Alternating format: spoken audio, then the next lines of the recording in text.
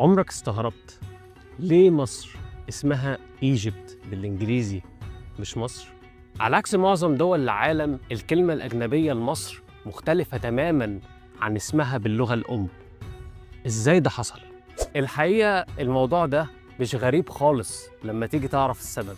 الفكرة إن كلمة ايجيبت الجذور بتاعتها مختلفة تماماً عن جذور كلمة مصر. جذور كلمة ايجيبت جت عن طريق البطالمة اليونانيين لما جم وحكموا مصر. كان ساعتها المصريين بيسموا مصر أكتر من اسم، ومن الأسماء دي كان اسم حوت كبيتح، واللي معناها شبه منزل روح بتاح.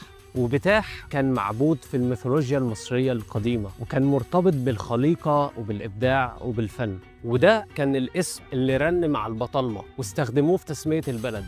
ولكن لأن الاسم كان صعب نطقه عندهم فغيروا الاسم ليه هايكو بتاح.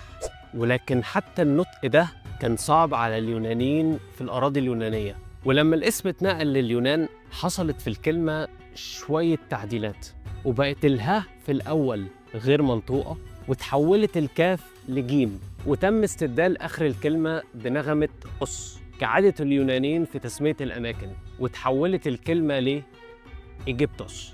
ومن هنا جت أصل الكلمة في الإنجليزي، ولأن الإنجليزي مفهوش نغمة أس في آخر الأسماء زي اليوناني، فتم إسقاطها من آخر الكلمة وبقت أخيراً إيجيبت. ما تنسوش تتابعونا.